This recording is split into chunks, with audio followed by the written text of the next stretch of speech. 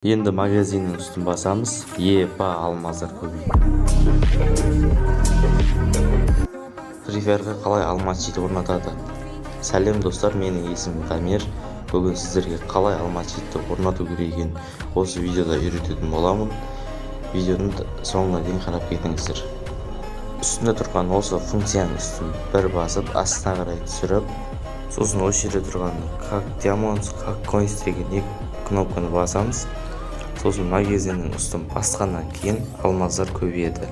Алмаз өтірік деп сенбейтіндер болса, осы видеоны до конца қарап кетіңдер. Мен осы алмаз читпен чекпотты тонап көрсететін боламын.